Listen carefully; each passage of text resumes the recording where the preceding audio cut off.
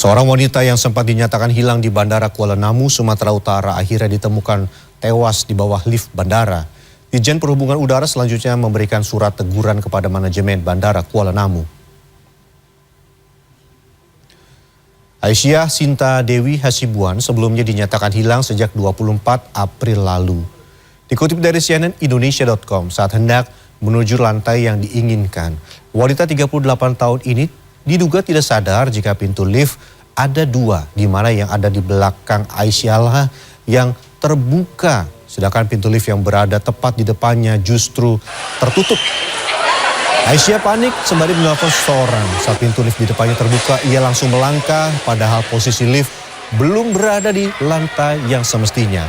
Aisyah akhirnya terjatuh tanpa ada yang melihat. 3 hari kemudian, tepatnya tanggal 27 April, jenazahnya ditemukan setelah sempat tercium aroma tak sedap di sekitar lokasi lift. Kepada detik.com, Ditjen Perhubungan Udara meminta pihak bandara untuk lebih meningkatkan aspek keselamatan, keamanan, dan kenyamanan di bandara. Kapolresta Deli Serdang, Kombes Irsan Sinuhaji, menyebut lift Kuala Namu punya 2 pintu masuk dan keluar dengan arah yang berbeda. Diduga korban terjatuh setelah membuka pintu lift yang salah.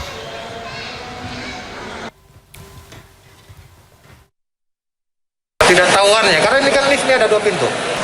Dia berdiri pada pintu yang ternyata yang buka di belakang gitu.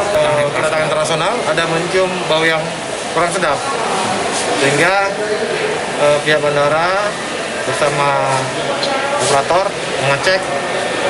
Ya, di situ ditemukan ternyata di bawah ada jenazah.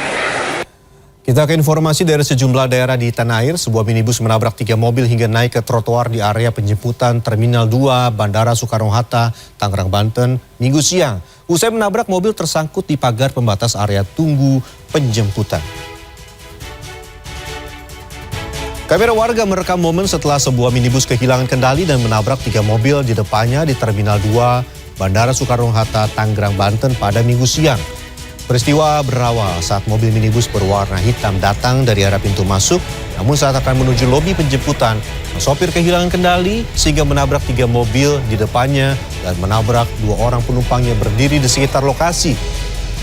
2 orang yang berdiri di sekitar lokasi ini menderita luka ringan dan usai menabrak mobil menaiki trotoar area penjemputan hingga tersangkut di pagar pembatas area ruang tunggu penjemputan.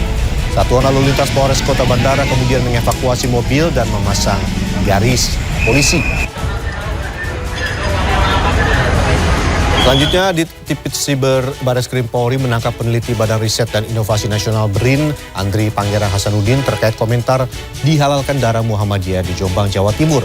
Peneliti BRIN ini selanjutnya langsung dibawa ke Bareskrim Polri untuk pemeriksaan lebih lanjut.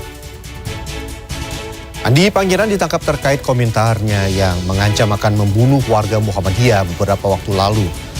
Setelah ditangkap, Andi Pangerang langsung diterbangkan dari Bandara Juanda, Surabaya ke Jakarta.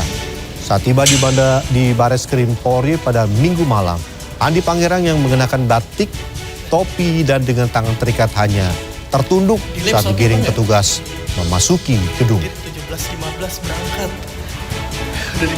Berikutnya, ratusan warga di Kecamatan Menes, Pandeglang, Banten tumpah ruah di area Situ Kadupayung pada Minggu. Warga menggelar tradisi Gura Situ berburu ikan segar.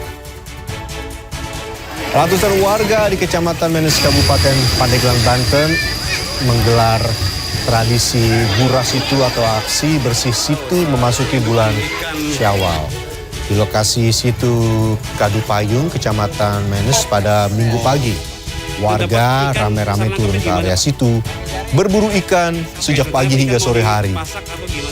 Sebelum turun, pintu air situ dibuka agar air menjadi dangkal. Warga pun langsung menangkap ikan dengan menggunakan jaring dan sesera. Warga bisa membawa ikan mulai dari ikan nila, ikan gabus, ikan mujair, ikan mas, ikan lele, dan jenis ikan air tawar lainnya hingga puluhan kilogram. Bahkan ada juga yang bisa membawa pulang ikan mas berukuran jumbo. Gelaran pesta rakyat berburu ikan di situ ini dilakukan setahun sekali usai Lebaran. Selain mendapat ikan sebagai hiburan, tujuan utama yaitu di antara warga bisa saling bertemu dan bersilaturahmi berlebaran.